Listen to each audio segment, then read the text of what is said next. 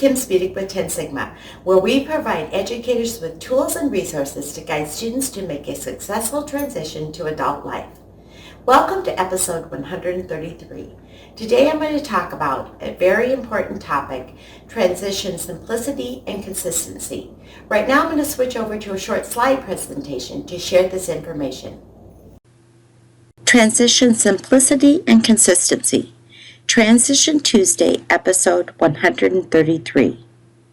Before we begin talking about this episode, remember, as I have stated before in many episodes, that the ultimate, really only goal of K-12 education is for each student at any grade level, but particularly transition age, to successfully transition to adult life. In other words, be able to manage their adult life as successfully and independently as possible. Now let's get started with looking at the foundation of a transition program, the Transition IEP. Every Transition IEP should start with age-appropriate transition assessments, which include academic, functional, and interest inventories, questionnaires, and discussions.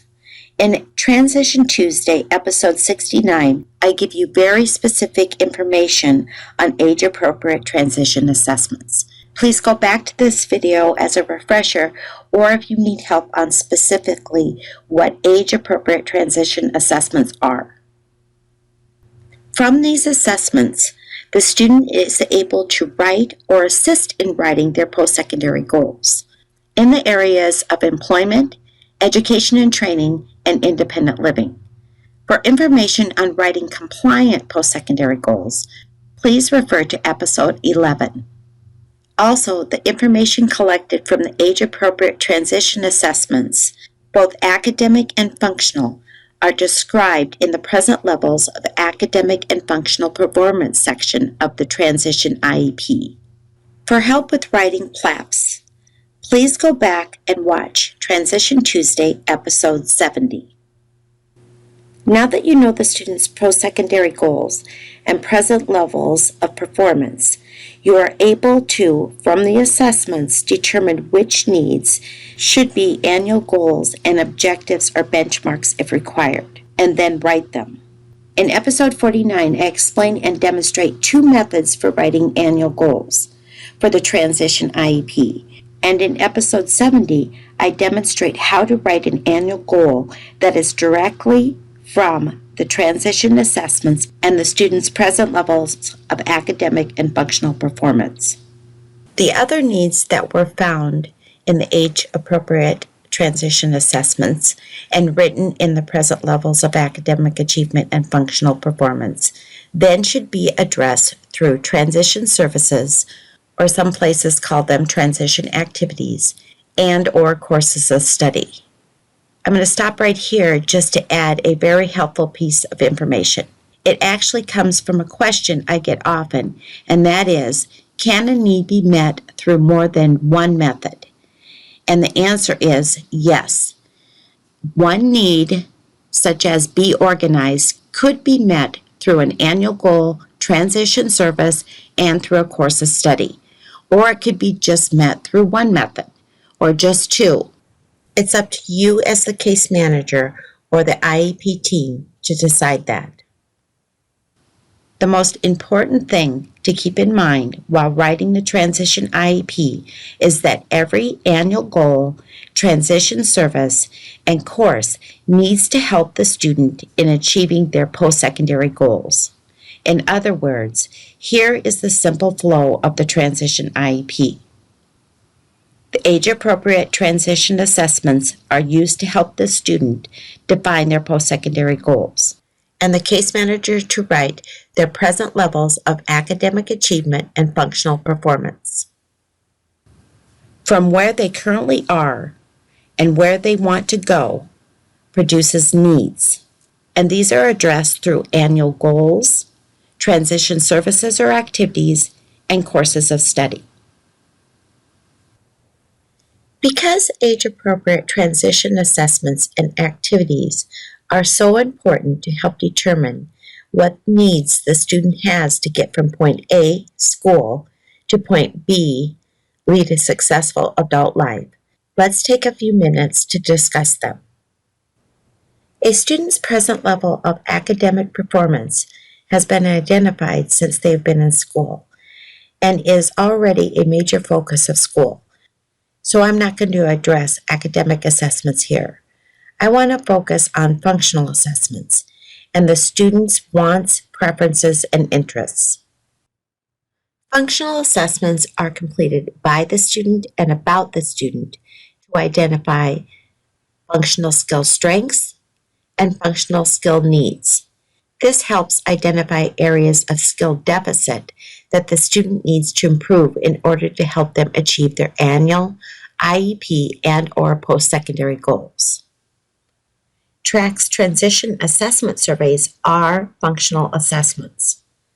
When talking with transition teachers throughout the country, I have found that some teachers avoid doing functional skill assessments because they take too much time, or they only do select areas, which doesn't give an accurate picture of the student's needs in all the areas: employment, education and training, and independent living. Or they've made up their own functional assessment, which is good that they are considering the student's functional needs, but it probably isn't comprehensive and it doesn't provide consistency throughout the student's transition years, which we will talk about later. TRAC's transition assessments are research-based, comprehensive, and provide year-to-year consistency in identifying the student's needs and progress on them. Not to mention, it takes less than 5 minutes to set up and send out to the whole IEP team. And when each survey taker completes their survey, it's automatically scored and graphed with the other survey takers' answers. So the teacher is not spending countless hours tallying results to determine the student's functional needs. Other assessments, such as inventories and questionnaires, are completed by the student to identify their wants, preferences, and interests. And activities are also completed by the student so they can explore options for education and training, employment, and independent living. The 10 Sigma Starting Line curriculum is complete, meaning it contains all these types of assessments, activities, and tasks: interests, wants, preferences, strengths, and needs, for the student to explore and identify their post-secondary goals. And then they use what they have learned and take ownership in their transition plan. Now that we've discussed the Transition IEP process, the importance of functional assessments, and why other assessments, activities, and tasks will help the student make informed decisions about their future goals, let's talk about why program consistency matters to students. First, consider this. How successful do you think you would be in mastering a foreign language if the first year you took a course in Spanish, the second year French, the third year German, and the fourth year Chinese? Yes, you would learn a little bit in each one of those languages, but not master any of them. Let's think about this in terms of transition. Although you may provide some transition consistency in your classroom, think about the following. Students face the inconsistency from year to year with teachers. Generally speaking, the student will have several different teachers during their transition years, each one doing different things for transition if you don't have consistency in your transition program. Inconsistency from year to year with schools. Many students start their transition in middle school and then go to high school. Inconsistency from year to year with programs and curriculum. Inconsistency from year to year with focus and follow-through with transition IEPs. Inconsistency from year to year with student ownership and responsibilities. And inconsistency from year to year with monitoring functional skill progress. With all these different inconsistencies, it makes it difficult for students to successfully transition to adult life.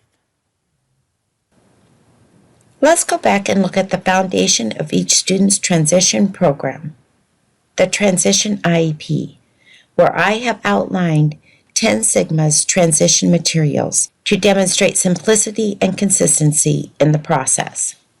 As you can see, there are 3 key components in the 10 Sigma Transition Simplicity and Consistency program. There are the TRACS Transition Assessment Surveys, which are a functional assessment, and the TRACS Transition Rubrics, which directly correlate with the survey skills so that you can track and monitor the student's progress, and the Starting Line program, which is a curriculum for the students to explore their wants, strengths, interests, and needs, and includes assessments, activities, and tasks. We realize that you might be able to find or create some of these materials, but unfortunately, it's unlikely, not because you don't want to, but it would take a long time, a lot of effort, and we know that you are very busy focusing on teaching your students. I know, I've taught for 20 years with all the paperwork, lesson plans, meetings, testing, teaching, and on. I didn't have a lot of extra time to develop a research-based, complete program that combines compliance with best practices and meets the consistency needs for the students. 10 Sigma has spent over 30 years, and we are experts in combining compliance and best practice to create consistency in transition programming for teachers, students, parents, and programs. That's why for today's bonus, I will send you a PDF of this presentation and links to get overviews, samples, and trials of the 10 Sigma Transition Simplicity and Consistency program. If this program is something you would like to have in your classroom, school, and/or district, please contact me for special pricing. This is only available to our Transition Tuesday viewers and people who have watched this video. My contact information will be on your bonus PDFs. Thank you for watching the video. I hope you use this information to create a transition program that is not only compliant, but uses best practices consistently. Be sure to check your email for the bonus we just sent over. If this is the first time you've ever seen an episode of Transition Tuesday, click the link below to receive the bonus. Be sure to like and share the video and leave a comment or suggestion for a future episode of Transition Tuesday. Have a great week. See you next Tuesday.